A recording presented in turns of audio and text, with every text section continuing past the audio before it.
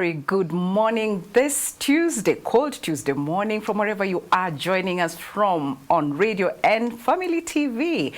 We are here today on Parenting Tuesday, where we shall be discussing about a very important topic: mental health and single parenting. You know, single parenting is out there. It is a challenge, and also it is an opportunity for a parent to grow. It's an opportunity for growth. You know, in those challenges, you can grow your patience, you can grow your resilience, you can grow your connection even with your children. And so this morning, I'm joined by an amazing panel of ladies. You know, today is a ladies' day. No, Tuesday, but it is a ladies' panel, and I'm joined by an expert and a parent. And joining me in studio is Jennifer, the parent, and Dr. Munda, who is our expert. But also remember that you will be talking to me on all our social platforms. This includes SMS 20316 and also our WhatsApp number 0786 316 316. Ladies, welcome to the show. I'll start with the parent. Please introduce yourself. My name is Jennifer Kimanzi, Yeah. and a parent to two wonderful boys. Lovely. I'm happy to be here this morning. Karibu sana, Daktari. Thank you. Lovely to be here. My name is Dr. Praskila Munda. Yes. I'm a mother to 5 wonderful girls. Wow. Yes. Wow. Amazing. So boys and girls. Yes, right? absolutely. Karibuni sana, and I'm so glad to have you both here. Probably, Daktari, I'll just go straight to you and ask you, what is it about mental health and single parenting? Do single parents go through mental health issues? Absolutely. Not only single parents go through mental health issues. Parenting is challenging. It is. It's, I think, one area that we are hardly prepared for. Right. We find ourselves preparing for marriage, premarital counseling, but nobody prepares you for parenting. True. So parenting in itself is a challenge, but when it gets to being a single parent, for whichever reason, it becomes more challenging. So yes, it can be quite stressful, as I believe we'll see today, and therefore, if not well managed, it can lead to mental health challenges. Oh, wow. Yeah. Okay, interesting. So, Jenny, as a parent of 2 boys, you know, what are the ages of your kids? My first son is 21 years. Okay. And the second one just turned 18. Whoa, congratulations. Thank you. So Gen Z in the house. Gen Z in the house. So how do you balance, you know, work, taking care of these children, and also your own you know, self-care? How do you balance that? Actually, it's something you have to purposefully plan for. Okay. Because you really have to plan and be good in planning, because parenting in itself takes up a lot of your time, because you can't be a part-time parent. You're always a full-time parent. Okay. You're also required to be at work, and you also have your family, that's your siblings, your parents, and also friends. So it's just a matter of striking a balance between managing your time also and what priorities do you have for the day or for the period of time. Yes. Okay. Daktari, what are some of the, probably, can we call them subtle signs of you know, mental health issues for a single parent who's struggling probably to bring up their kids? Top on that list would be burnout. And the burnout would come from, I don't know, Jennifer would probably agree, as she's already intimated. Burnout comes from the fact that you are alone. You have to balance both being the provider and the caregiver. So you stretch yourself so thin.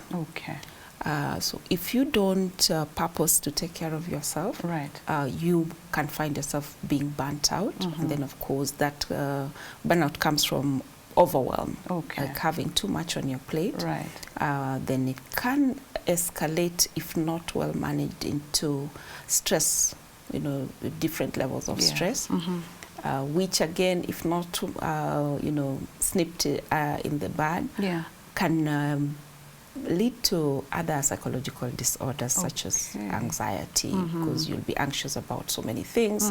It can lead to depression and other psychological disorders. Okay. Yeah. Jennifer, are you relating what Dr. is talking about? I totally relate because sometimes you feel overwhelmed because you have your workload that is waiting for you. You have school meetings. You have also their welfare, their emotional welfare. Absolutely. There's also the social welfare, taking care of their needs, which is housing, the basic ones, education, clothing. So sometimes it can get to a point you feel overwhelmed, but you just need to always encourage yourself and tell yourself that you got this. Yeah, because your kids cannot also see you crashing and you're their only source of, you know, you're strength. their support. You are their support. Yeah, so they look up to you so much.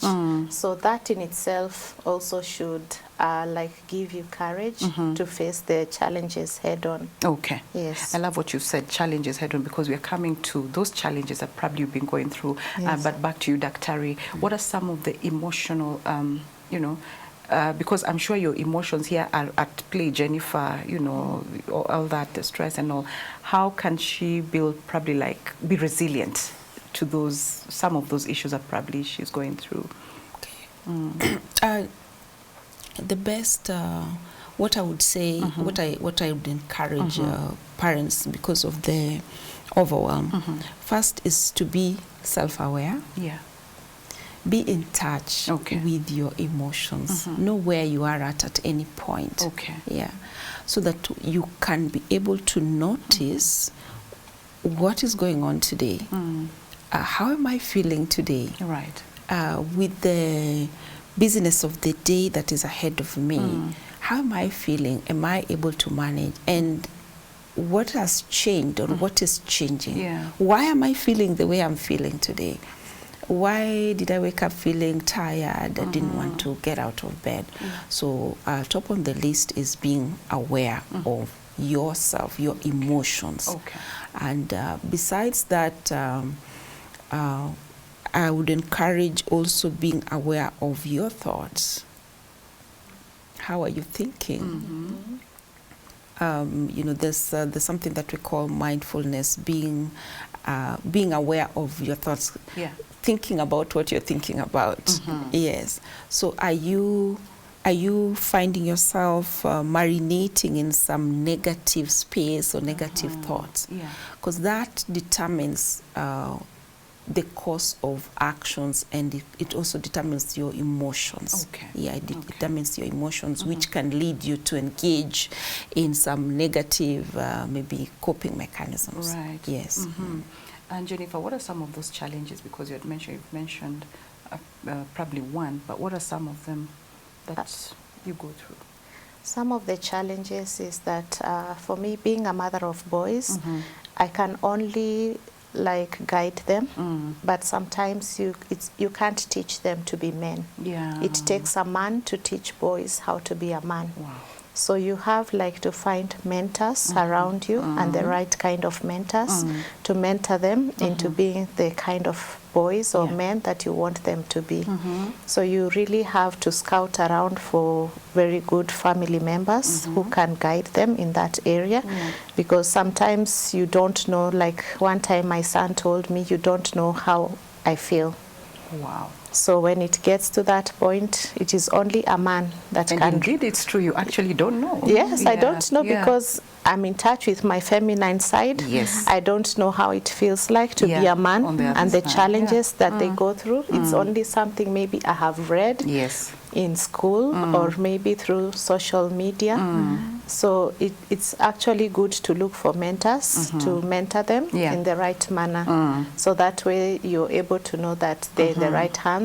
Also the community around them, like get in touch with a church near you that has excellent programs like to run for them so that you're able to get them in the right space of mind also, because they also have their own issues and you also have your own issues. The other issue could be financially. you feel strained because it's only one source of income that is coming in. So at times you have so many things in your table that you need to deal with, the bills, school fees, hospital bills, also for your parents sometimes hospital bills. So it's quite a lot packed into one person. But at the end of the day, you just look up to God because He's the source of our strength. It is each true. and every day. Yeah, and we are grateful for that because, you know, actually this week on Family TV, it's about, you know, gratitude. And you know, in that situation where you have been, and these kids are 21 and 18, I mean, you can only be grateful to God. And I can also imagine their kind of needs and demands at this age. How is it like? It is quite demanding for them because, like, as they change, they also like morph into other beings that sometimes you understand, sometimes you don't understand. There are times they also get moody. I didn't know that boys can also be moody. I thought it was a girl thing. So getting them also out of that shell. And it is also important for you to know the people they meet. So encourage them also that they can bring their friends over so that you also know the people they interact with.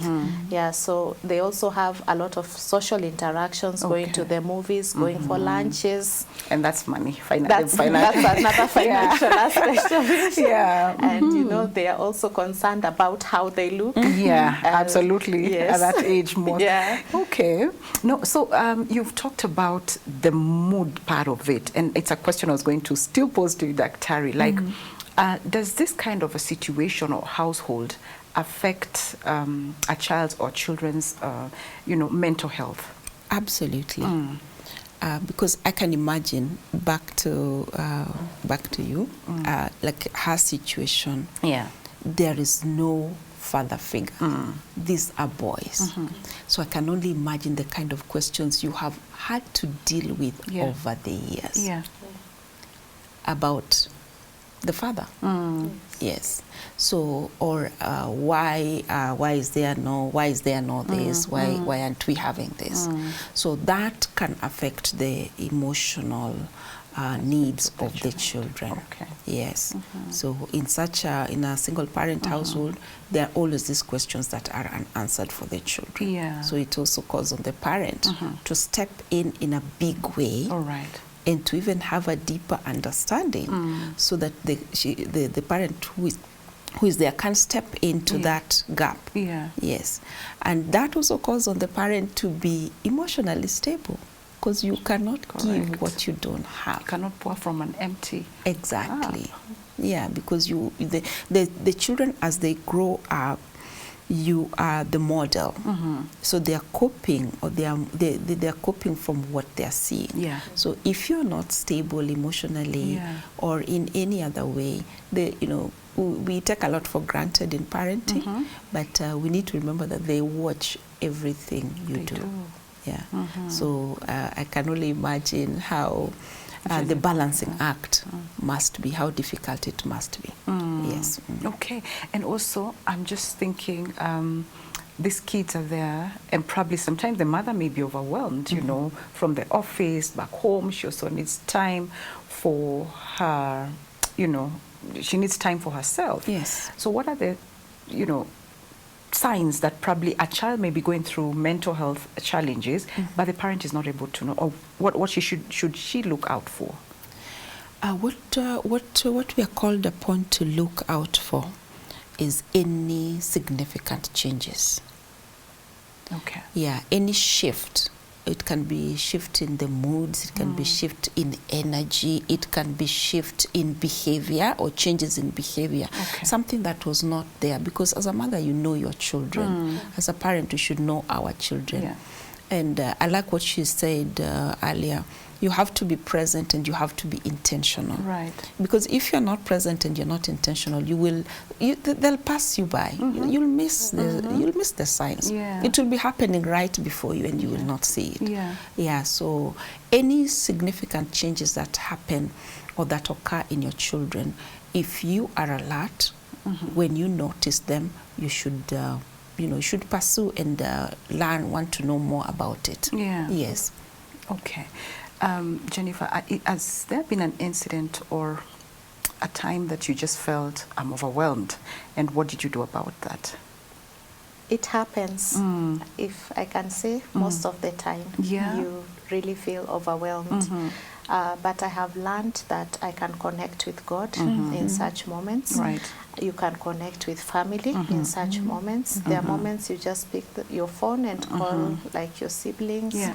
Like my sister is quite close to me. Yeah. So I just pick up the phone and I just call her and I vent my emotions, because you can't vent to the children. No. You need to look for some other source to vent. Yeah. So you can vent. I vent a lot to my sister. Lovely. I vent a lot to my friends Yeah. and their testimony that I vent. Oh, yeah. So I have those avenues of venting. So that way it doesn't stay within me. Yeah. And it comes out. And we women, we are very good at talking. Oh, yeah. And that way you feel a lot lighter, because a problem shared is a problem half solved. True that. So by the end of the day, you feel better. I also have good friends at work that I'm close to. Not so many, but a few of them that I can just... Your support system, kind Yeah, my of. support system. Yeah. I thank God for that, really, Okay. because it has kept me going all this while.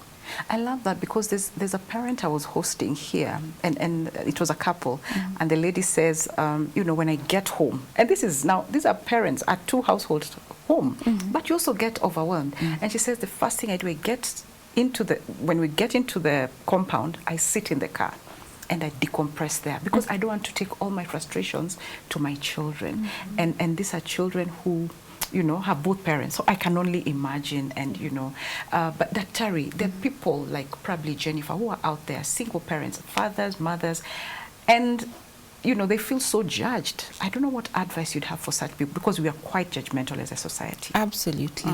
Our society is wired to support the two-parent family, a nuclear family. Yeah. So all the setup you get to any community function, you know, the expectation is, you know, both parents. And in a situation where there's one parent, I'm sure even schools, they will ask for the other parent. So we are quite a judgmental society. So I just want to maybe encourage, I know you probably have a lot of testimony around that. We, as a society, the single parents need us. We shouldn't, you know, sideline them, because you don't know their story. You don't know how somebody got to be a single parent. And whatever story it is, you have no right to judge. We should be as accommodating as possible. We should instead offer them the support they need, because they need a lot of support. They need empathy. They need a lot of empathy from us. We should be more understanding. Okay. Yes. Yeah. Jenny, I don't know if you found yourself in that environment, being misjudged, being, you know, all those sort of things thrown at you, probably even from your own, you know, family. I don't know if you've gone through that. I really have, but not so much, because I think I just carry myself with a lot of confidence. I thank God because He has given me that grace, and I carry it so well.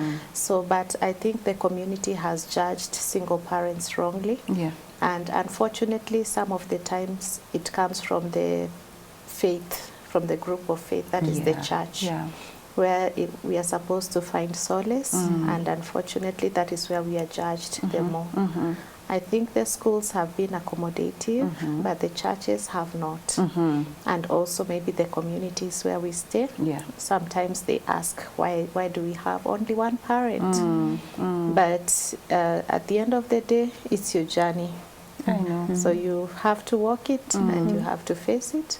And you also have to instill the same confidence in your children, that they need to walk with when their they shoulders. ask those questions, they know what to They know how to answer. how to respond. Yeah. Yes. So you have to instill the same confidence in your children, Right. that no one can bully them. Exactly, because of just that. because. Yeah. Yes. And I love, well, you know, you've talked about schools, but I know of a school that actually, you know, is, what do you call it?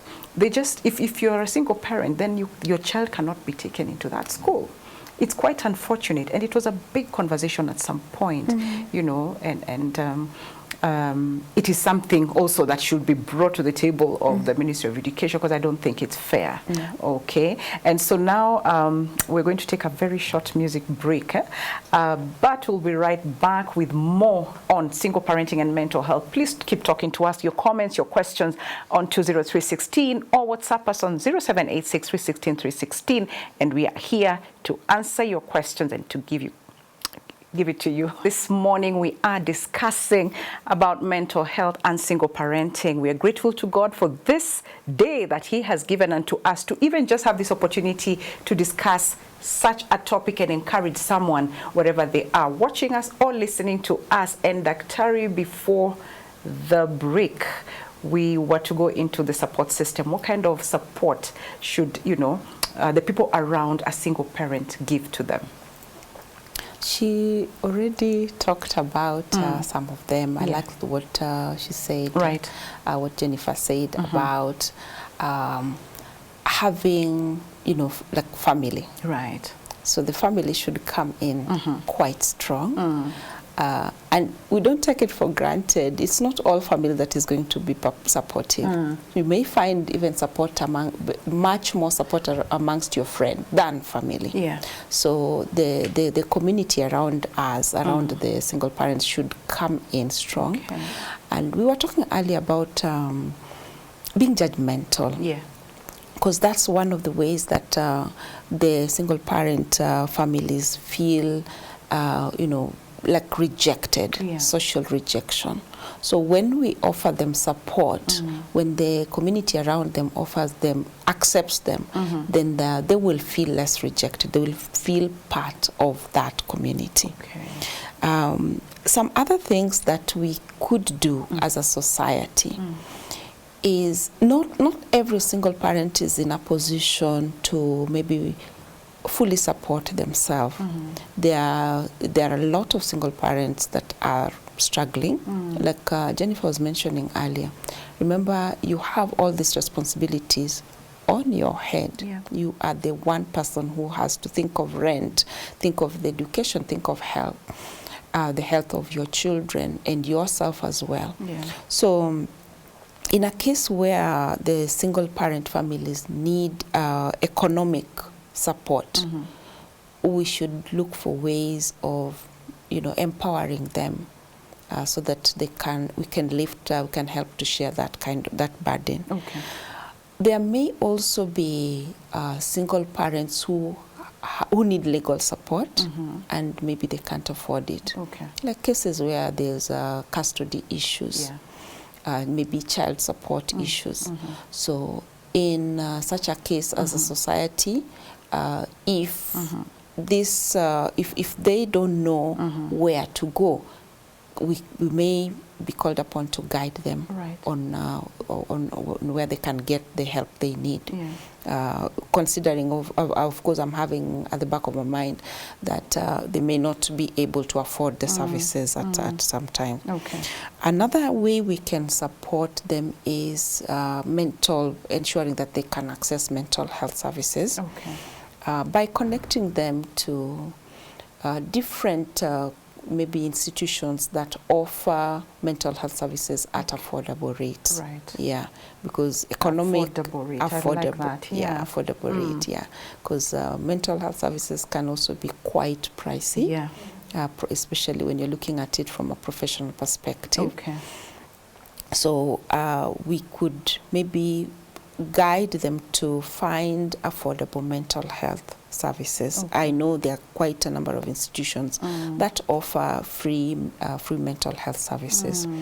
And then, of course, the maybe last area is to sensitize the community, maybe advocacy, educate the community and the society at large about what we were talking about earlier.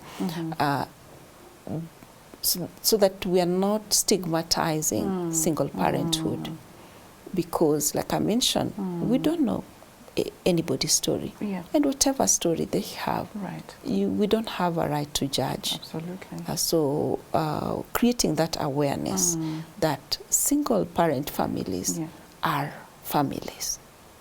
They are. So we need just to support them. So that advocacy and education and creating awareness, or encouraging people to offer support and treat them just like we treat any other family. Right. A family is a family is a family.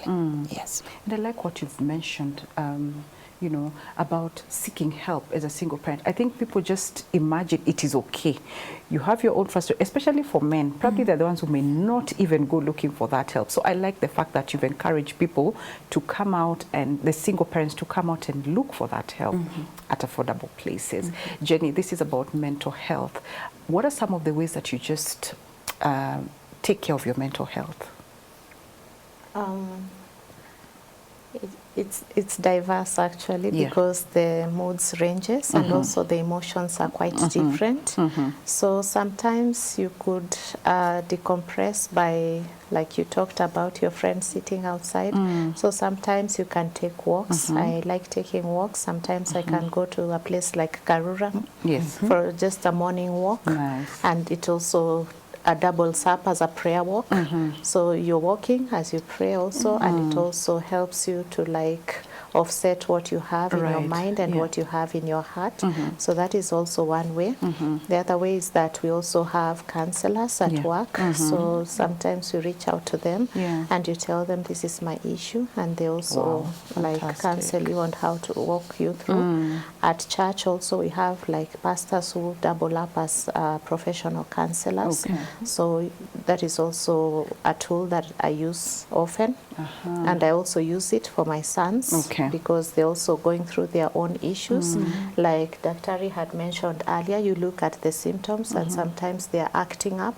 So when you notice a difference or a change in behavior, then it's also time to take action. And Kenyans, we should normalize professional counseling. I love that, because it was going to be my question. What's your take on, professional counseling? It is very important because you can't be everything, as I said. You can only guide, but sometimes it's deeper than what you think. So it takes a professional to really dig out these issues. So it is normal just to normalize counseling.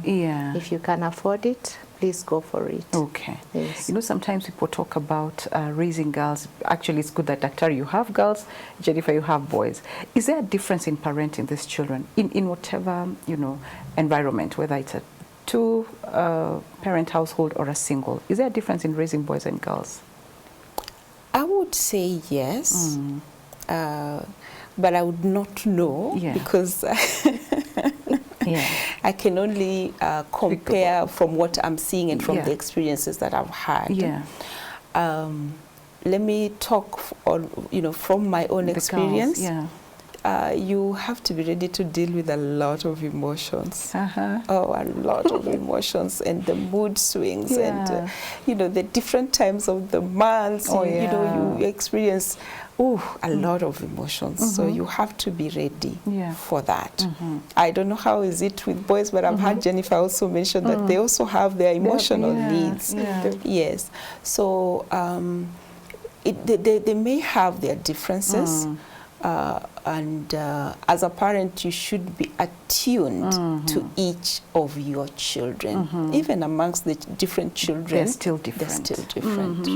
So it's just about attuning yourself to each of your children to know where they are at emotionally at any one point in their life. Okay. Yes. And sometimes parents, like Jenny say, she takes some time off and just to have a me time.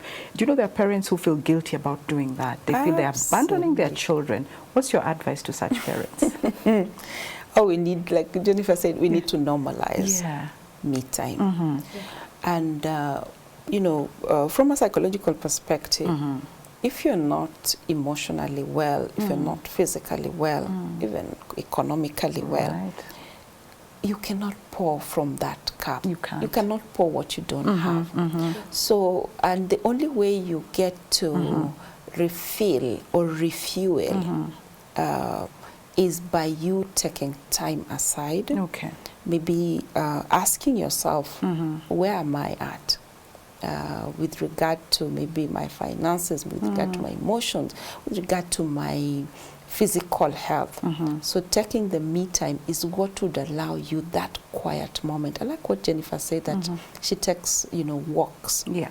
So, it's just where it's just about you. Right. It gives you an opportunity to process your thoughts, look at your emotions, and maybe even question some of the things that you're going through. Yeah. Then in that space where you're alone with your thoughts, she talks about prayer walks.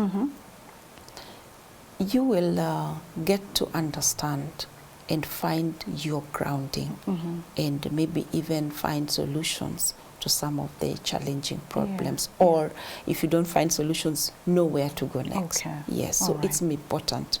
And I know the society has, maybe trained us to feel guilty, especially when you're a parent. You can't take time off, but we should, because you will not take care of those children if you're not okay. Right. Yes. Okay. I'm just imagining, we are mother of girls, you and I, Daktari, Jenny's a mother of boys, and of course with girls you're there, we must cook, you must learn how to do this and that. I don't know how, how you've taken them through this bit of their lives. Cooking is not a boy or girl role. Yeah. Those are life skills, according to me. So like now, I told you my boys are 21 and 18. Right. So when I get home, I always joke with my friends and my colleagues that when I get home, I just kick my shoes and just sleep on the couch, wait for tea to be served. Wow. Yeah, they do everything. They clean after themselves. They can cook well, better than me even. Wow. So I've taught them, those are life skills. Yeah, so they will also do it in their homes. And that's what I've taught them, that those are life skills. It's not a gender role.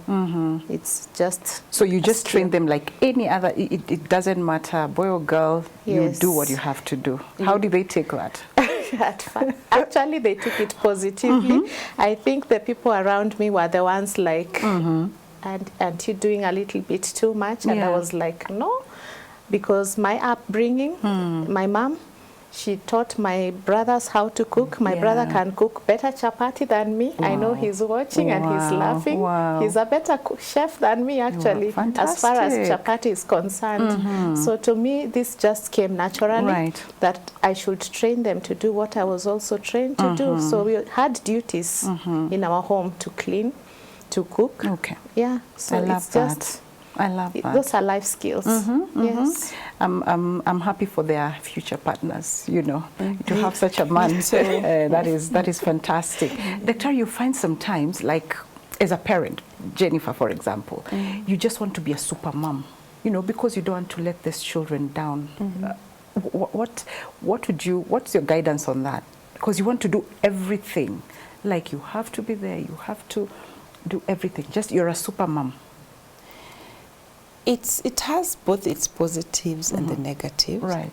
The positives is that you get to pour into your children and be there for them, and be there for every occasion of their lives. And these are the moments that stay with them for the rest of their lives. On the other hand, if we don't watch out and we don't get a place of balance, it can take away from the time that we need to refuel. And the burnout and the stress can actually affect us physically, and if we don't watch out, it could even lead to maybe even physical illness at some point. So we need to watch out. Much as it's a joy to be a super parent, but we need to also make time to take care of ourselves in that process. Yes. I like that there's some engagements already on our socials. First, there's a question, Jenny, to you about how do you handle the discipline bit of it with these boys?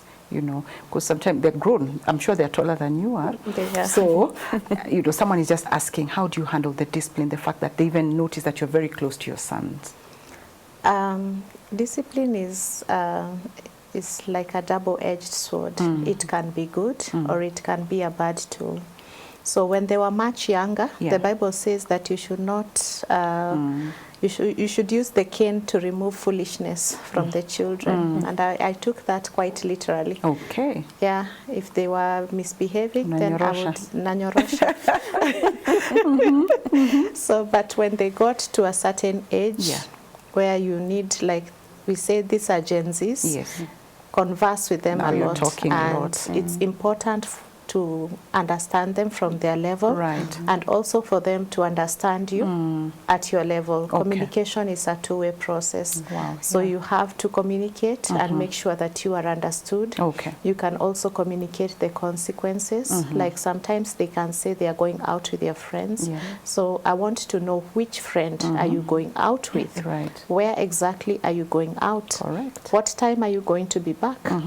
And I want to hold you to your word. Yeah. So that's responsibility on you. It's not on me. So the next time you tell me you'll be going out, I'll be like, no. Because last time, of the previous experience you were had. supposed to be back at this time, but you were not. So it's just about communication at their age. Of course, now I can't beat them. As you say, they're taller than me. They can deflect. Of course, they wouldn't because of the respect. But so right now, communication works a lot. And I always tell them, communicate. Even if you're going to just hang out with your friends, like somewhere you need to dance, these are things that you've gone through in life, so you know. Let them be free also to communicate, so that they are not in a place where they can't even tell you what they are up to, because now when they start hiding things from you, then things go downhill quite fast. And I think when you also do that, they just want not to let you down, so they really are responsible, you know. They don't want to let you down. I can imagine the bond between a mother and son. And I'm seeing something here. I'll read this comment before for you, Daktari. Someone is saying, good morning, Sally. The conversation is insightful. Thank you. Say hi to my former lecturer at AIU, Dr. Priscilla Munda. She's an amazing person I have ever interacted with. Wishing you all a blessed day, Magdalene. So that's for you, Daktari. Thank you, Magdalene. Yeah, so, and then there are questions also coming in fast and furious. Good morning, Sally. Nice show. I have two questions to Daktari. What advice does she have to parents who scold their children for being single parents? I think now, like probably your parents now scolding you. And most people think single parenting is the cause of spoiled children. What is a take on that? I love the part of seeking help, because single parenting is really tough. Daktari, so when you have, like, she has her parents who are blaming her, in fact you're the one, you know, what would you be your advice to such parents? And then you'll tell us about these people, the judgmental society we're talking about, judging people because you're single parents. Okay. Of course, we can never stop people from judging. Right. We can never stop people from having their perception. Yes. But back to what Jennifer was saying, as long as you're grounded, and you know who you are, and you know that you have a responsibility to your children, the noise should not matter.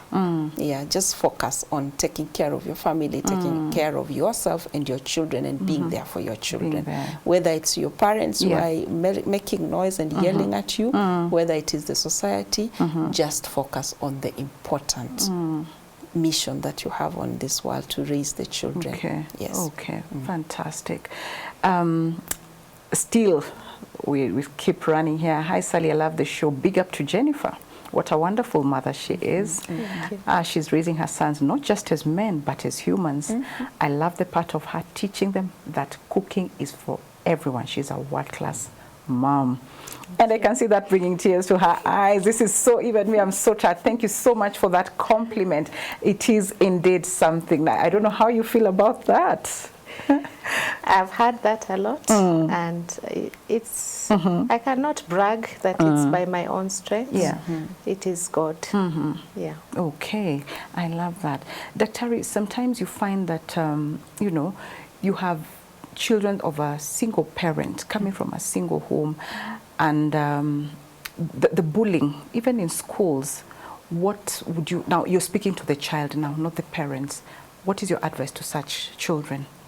you know, who feel, or even you go to a place and everybody's talking about my dad, my mom, but you are, you know, on one side. Your advice to such children? To such children? Yeah. First, of course, it will depend on the kind of grounding that they've had. Yeah. But to such a child, I just want to encourage them that they are as good as any other child. Yes. It does not matter that you know, they are coming from a single parent home. They are as good as that next child with the both parents. Yeah. And the fact that they have one parent, it's not their fault. So they should not let what the other children are telling them get to them. Yeah, they should feel grounded and they should feel confident that they are as good and as important as the other any child. other child. Yeah. Okay. Jennifer, what are some of the biggest misconceptions you think people have on kids who've been raised by single parents? I think the biggest misconception is that they are spoiled brats. That's the biggest misconception. Yeah. But we can have them grow up as more disciplined than children that come from a family that has both parents.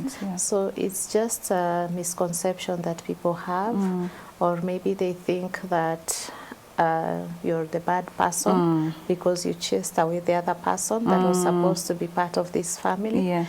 Those are just some of the misconceptions that people have about a single parent family. But like Dr. said, you never know the story until you've walked in it.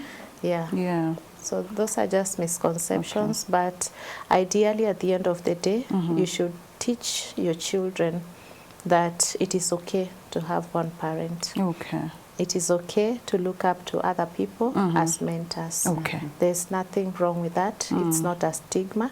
It's not something that sticks on you, on your face, that when I look at you, I know you come from a single parent home, you know. It's not a label, and nobody should put it on you. Yeah. I love that. And God at the center of everything. He is our Father in everything. Absolutely. I love that. Dr. You're closing. You can't believe it. We've come to the end of the show, just about to end it. And so I would want you just to, you know, your advice, just anything you may want to wind up with or end the show with. Okay, just maybe to add up onto what you know, Jennifer is saying. Yeah. You know, all of us, God knew us before we were formed in our mother's womb. Yeah. So every child has a right to be here. And like I've already said, you don't know the next person's story, so don't be judgmental. Yeah. And we should stop stigmatizing you know, the single parent. Instead, we should reach out and find out if they need our support.